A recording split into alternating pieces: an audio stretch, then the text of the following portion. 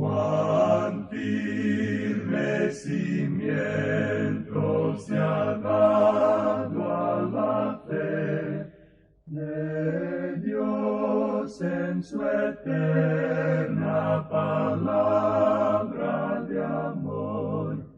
Con el propósito de compartir con usted las inmutables verdades de la palabra de Dios, presentamos A Través de la Biblia, un estudio detallado y sistemático de toda la Biblia que le ayudará a conocer lo que Dios ha revelado para nuestro provecho espiritual. Estos estudios bíblicos fueron diseñados y elaborados por el Dr. J. Vernon McGee, versado maestro de la Biblia, quien dedicó la mayor parte de su vida a la enseñanza clara y sencilla de la palabra de Dios. Acompáñenos, pues, mientras avanzamos en nuestro recorrido a través de la Biblia. Cuán firme cimiento la palabra de Dios. Es un gozo estar nuevamente con usted, amigo oyente, para traerle otro estudio de la serie A Través de la Biblia. Continuamos hoy, amigo oyente, nuestro viaje por Levítico, el tercer libro de Moisés. En nuestro programa anterior comenzamos a considerar el versículo 3 de este capítulo 13 de Levítico. Y decíamos que no se hacía ningún juicio precipitado. Los sacerdotes observaban con cuidado al hombre o a la mujer sospechosos de tener lepra durante cierto período de tiempo. Si una lesión en la piel empezaba a desaparecer, permitían que esa persona volviera a su hogar. Pero si, en cambio, el pelo se volvía blanco, eso indicaba que la enfermedad era más profunda que la piel. Entonces, el sacerdote tenía que declarar inmunda a esa persona. Y dijimos que el gran médico también ha hecho una cuidadosa inspección de nosotros y ha hecho su diagnóstico. El apóstol Pablo, en su carta a los Romanos, capítulo 3, versículos 13 al 16, dice: «Sepulcro abierto es su garganta, con su lengua engañan, veneno de áspides hay debajo de sus labios, su boca está llena de maldición y de amargura, sus pies se apresuran para derramar sangre, quebranto y desventura hay en sus caminos». Luego en el versículo 23 agrega: «Por cuanto todos pecaron y están destituidos de la gloria de Dios». Amigo oyente, todos somos inmundos. Como cualquier médico, el gran médico nos pide abrir la boca y nos examina la garganta. Luego nos pide sacar la lengua y allí encuentra engaño y mentira. Examina la boca y allí debajo de los labios, todo lo que encuentra ahí no es nada atractivo. Todos somos leprosos espirituales. Y Dios no puede aceptar a leprosos espirituales en el cielo. Tienen que ser curados antes de llegar allí. Consideremos ahora por unos momentos la lepra como un vivo tipo de pecado. En primer lugar, la lepra está en la sangre. La heredamos, y somos pecadores por naturaleza. En segundo lugar, la lepra se manifiesta en formas aborrecibles. Amigo oyente, permítanos decirle que el pecado es aborrecible en muchas maneras. En tercer lugar, la lepra es una enfermedad horrible. El Dr. Kellogg escribió: «De entre todas las enfermedades, la lepra ha sido seleccionada por el Espíritu Santo para ser señalada como el supremo símbolo del pecado, visto por los ojos de Dios». En cuarto lugar, la lepra principia de una manera muy pequeña, un naciente, un escabro o tumor, una mancha, pero su fin es mortífero. Lo que al comienzo es algo tan pequeño, luego llega a ser una condición horrorosa y terrible. Los leprosos en la mayoría de los países hoy en día están aislados del pueblo y segregados en hospitales o en colonias especiales. Los que apenas hemos visto fotografías de leprosos nos damos cuenta de lo terrible que es la enfermedad. Hace un siglo, un misionero, William Thompson, describió la lepra en Palestina en un estudio que tituló «La tierra y el libro». Dice él: «Al acercarme a Jerusalén, me causó gran espanto la aparición repentina de una multitud de pobres, sin ojos, sin narices, sin cabellos, sin nada. Levantaban sus brazos mancos y unos sonidos espantosos gorgoteaban de sus gargantas sin paladar. En una palabra, quedé horrorizado». El pecado, amigo oyente, parece ser una cosa tan pequeña e infinitesimal en un niñito. Puede aparecer primero como una manchita blanca. Los padres y parientes creen que Jaimito es muy gracioso cuando da sus alaridos y patadas al aire. Pero a menos que disciplinen a Jaimito y le conduzcan a un conocimiento salvador de Jesucristo, llegará a constituirse en un violador de la ley y delincuente juvenil. Judas, Nerón y Hitler eran probablemente pequeñitos muy lindos y graciosos en su niñez. Ningún borracho jamás ha llegado a ser alcohólico por beber una sola bebida. Pero tampoco existe el alcohólico que no tomó la primera bebida. Todos los pecados principian así, pequeños. En quinto lugar, la lepra no solo progresa lentamente desde un principio muy pequeño, sino progresa irremediablemente. Desde un pequeño principio, avanza segura y progresivamente a una crisis trágica. El Dr. Thompson, un experto sobre esta enfermedad, ha dicho: aparece gradualmente en diferentes partes del cuerpo. El pelo comienza a caerse de la cabeza y de las cejas, las uñas se aflojan y se caen. Una tras otras las coyunturas de los dedos se encogen y lentamente se marchitan. Las encías son absorbidas y los dientes desaparecen. La nariz, los ojos, la lengua, el paladar lentamente son consumidos. Y al fin, la pobre víctima cae en la tierra y desaparece. Hasta aquí el comentario del Dr. Thompson. Dios dice que el pecado es como esto. El profeta Ezequiel en el capítulo 18 de su profecía, versículo 4, dice: He aquí que todas las almas son mías. Como el alma del Padre, así el alma del Hijo es mía. El alma que pecare, esa morirá. Y Santiago en el capítulo 1 de su carta, versículo 15, dice: Entonces la concupiscencia, después que ha concebido, da a luz el pecado, y el pecado, siendo consumado, da a luz la muerte. La lepra es una muerte viviente, y así trataban a los leprosos casi como si estuviesen muertos. El apóstol Pablo dice en su carta a los Romanos capítulo 6 versículo 23, la paga del pecado es muerte. Y en su carta a los Gálatas capítulo 6 versículos 7 y 8 Pablo dice, no os engañéis, Dios no puede ser burlado, pues todo lo que el hombre sembrare, eso también segará. Porque el que siembra para su carne, de la carne segará corrupción, mas el que siembra para el Espíritu, del Espíritu segará vida eterna. De la misma manera en que la lepra ataca al hombre en todo su cuerpo, así también el pecado destruye al hombre entero. Ambos son corrosivos en sus efectos y obran lenta pero seguramente hasta que por fin revientan en una manifestación destructiva que resulta en la muerte. Ningún hombre jamás ha resultado ser malo de la noche a la mañana. La lepra no mató a nadie en un solo día. No es como un ataque cardíaco. Pero el leproso, una vez confirmada la enfermedad, era tratado como un hombre muerto, pues la enfermedad era una muerte caminante. De igual manera, el pecador también está muerto aún mientras vive físicamente. El apóstol Pablo, escribiendo a los Efesios en el capítulo 2, versículos 1 y 2, dice, y Él os dio vida a vosotros, cuando estabais muertos en vuestros delitos y pecados, en los cuales anduvisteis en otro tiempo, siguiendo la corriente de este mundo. Sin la intervención de Cristo, amigo oyente, el fin ineludible y terrible del pecado y de la lepra es la misma muerte. En sexto lugar, la lepra no produce ningún dolor agudo ni inaguantable como lo producen otras enfermedades. La lepra mantiene al hombre triste e intranquilo. Asimismo, el pecado produce una inquietud y tristeza en el hombre que es muy evidente aún en nuestra cultura. A los hombres les gusta ser entretenidos y que les hagan reír porque se sienten tristes. Las multitudes se congregan en los lugares de diversiones y en los cabarets y clubes nocturnos para divertirse. Mire usted esas caras tristes con sus miradas clavadas en el vacío. Observe los carros llenos de personas impacientes que no llegan a ninguna parte por más que viajen. Es lepra. Por fin, tanto la lepra como el pecado traen a la persona al punto de no tener ninguna sensibilidad.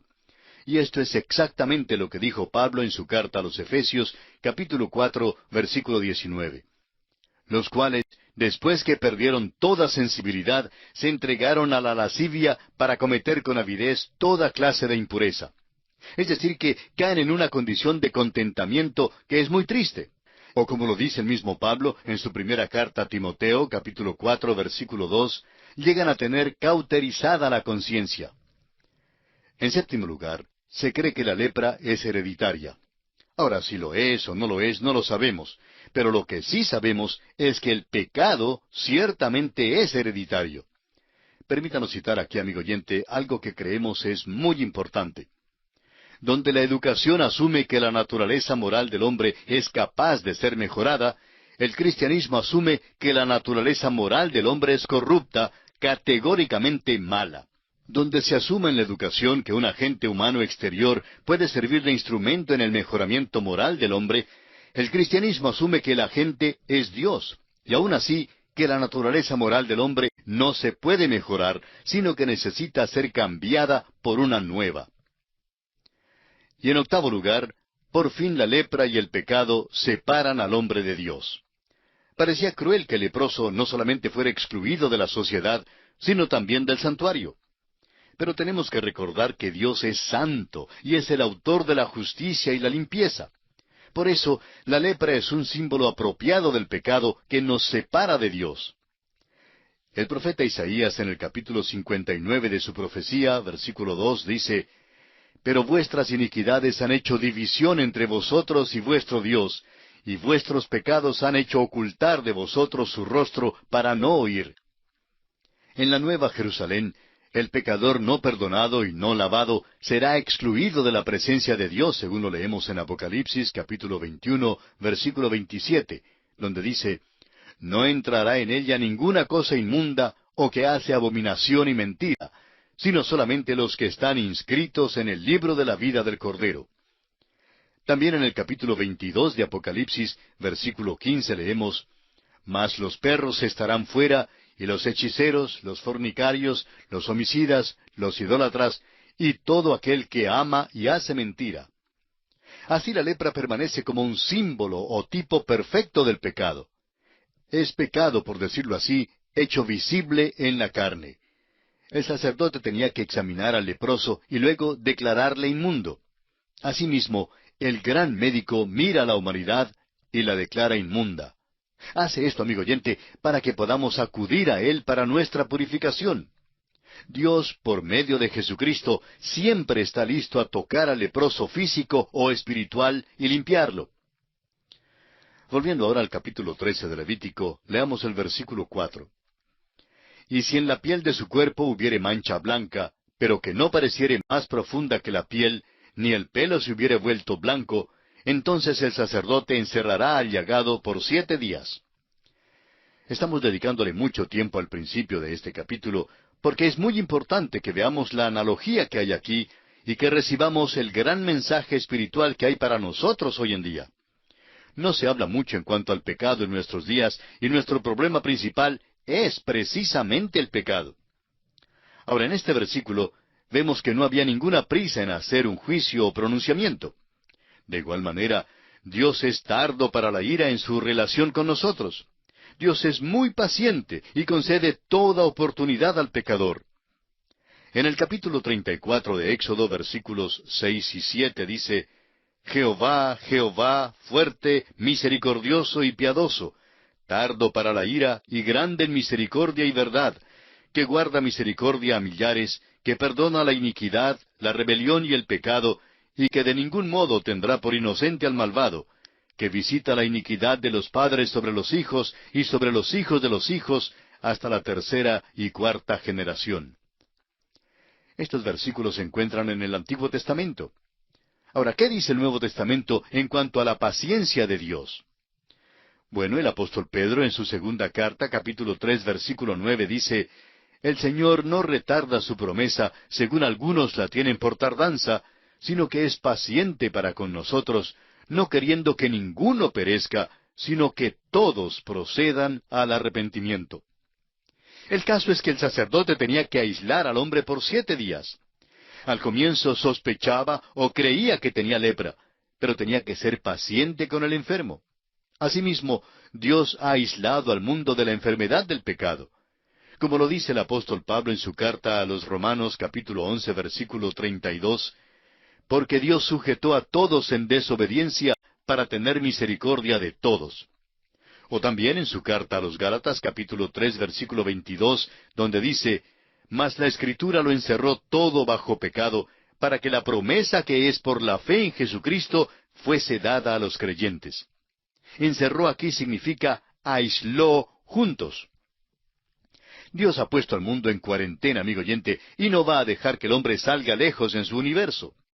Fue algo casi gracioso que cuando primero trajeron de regreso a los astronautas de la Luna, verificaron si habían o no traído alguna enfermedad a la Tierra.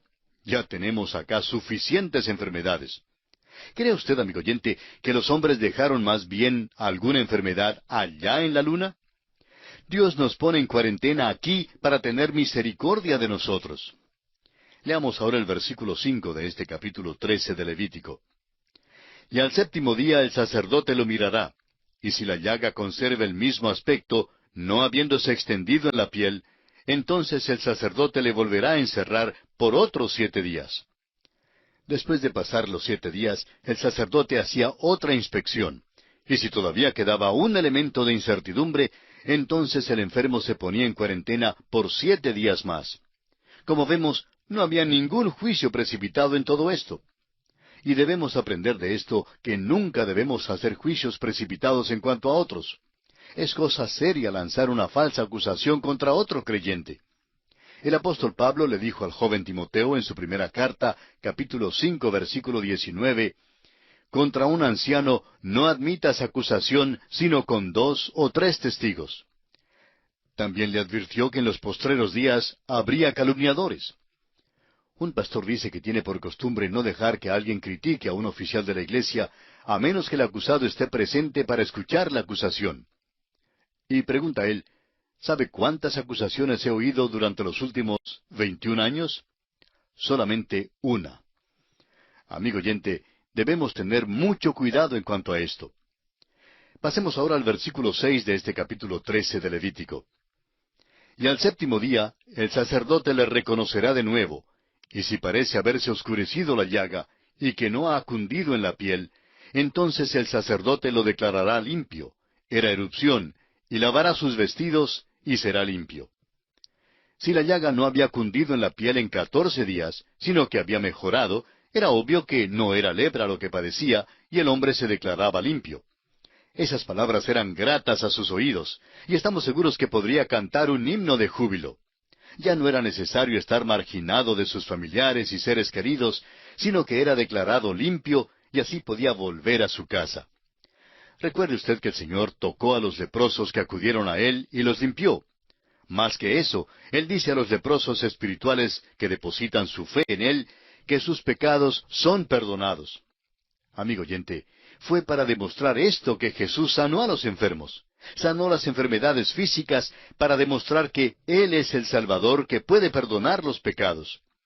Usted recordará que allá en el capítulo 5 del Evangelio según San Lucas, versículos 17 al 26, se nos narra la curación del paralítico que fue descendido por el techo a causa de la multitud que había en la casa. Y que los escribas y los fariseos se preguntaban, ¿quién puede perdonar pecados sino solo Dios? Por tanto, Jesús le dijo primero al paralítico que sus pecados le eran perdonados. Luego dijo, pues para que sepáis que el Hijo del Hombre tiene potestad en la tierra para perdonar pecados, dijo al paralítico, a ti te digo, levántate, toma tu lecho y vete a tu casa.